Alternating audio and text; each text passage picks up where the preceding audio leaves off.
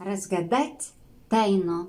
Стоя на кухне в небольшой московской квартире, перед столом с остывающими сардельками и спящим на листках с текстом книги об Анастасии Лешей Новичковым, я дал себе слово найти способ снова скопить капитал, вернуть свой теплоход для того, чтобы отправить его по тому же маршруту, на котором произошла встреча с Анастасией. Но не торговать, как раньше. Отправить теплоход в период белых ночей, чтобы могли на нем в самой лучшей каюте нормально отдохнуть Леша Новичков, Антон, Артем и все те, кто стремился, несмотря на неурядицы, часто пренебрегая собственными материальными благами, организовать сообщество предпринимателей с более чистыми помыслами. И что же это за идея такая? Почему захватывает она людей? Почему стала она так близка и мне? Что за тайна кроется в ней? Необходимо разобраться в этом и конкретизировать, попытаться разгадать тайну ее и предназначение. И почему так загораются люди мечтой таежной отшельницы? Что в ней скрыто? Как разгадать тайну? Журналист «Московской правды» Катя Головина пыталась это сделать, спрашивая у студентов, что движет вами, в чем личный интерес. Но они не смогли ответить внятно, лишь сказали «дело стоящее». Значит, и они действуют интуитивно. Но что же стоит за этой интуицией?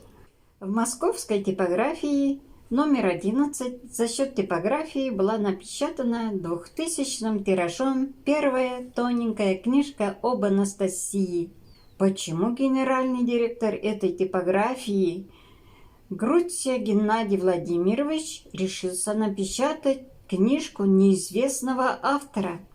Почему он сделал это и, несмотря на финансовые трудности, использовал не газетную, а улучшенную офсетную бумагу? Первые книжки я продавал сам у выхода из метро Таганская. Потом мне стали помогать первые читатели. Пожилая женщина ежедневно продавала ее у метро Добрынинская. Она каждому подошедшему к ней подробно объясняла, что книжка хорошая. Почему? Потом читатели стали продавать ее еще и в подмосковных домах отдыха. Сами писали объявления и организовывали встречи с читателями, отдыхающими. Потом коммерческий директор московского издательско-реализационного концерна Никитин Юрий Анатольевич вдруг решил внести в типографию предоплату еще за 2000 экземпляров. Его действия были странными. Он приехал ко мне на машине и сказал: «Я сегодня уезжаю с сыном за рубеж на соревнования по теннису. Самолет вечером. Надо успеть внести предоплату». Он оплатил новый тираж. Когда настало время его получать, Никитин сообщил: «Летом вообще-то мы книжками не торгуем. Я возьму себе несколько пачек. Остальными распоряжайся сам. Если деньги появятся, отдашь». Много почему с момента начала работы над рукописью и по сей день связана с этой книжкой. Она, словно живая, сама притягивала к себе людей и с их помощью пробивалась в жизнь. Я считал события, связанные с ней, случайно происходящими.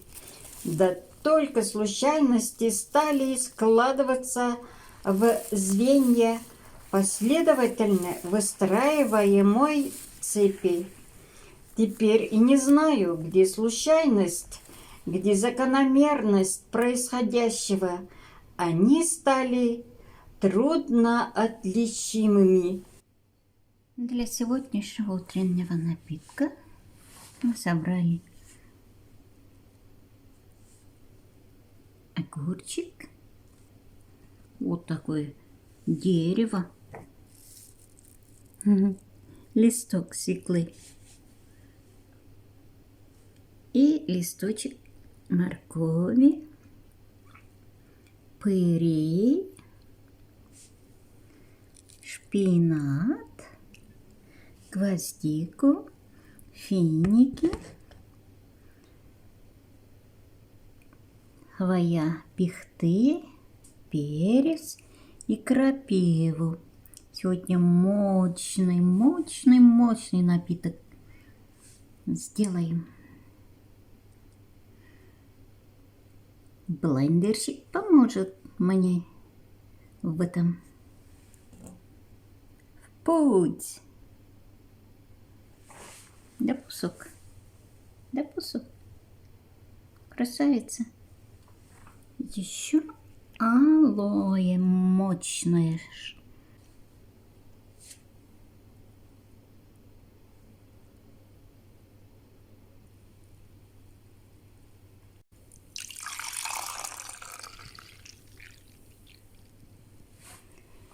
Напиток утренний волшебный готов. Приятного напитка питья. Там.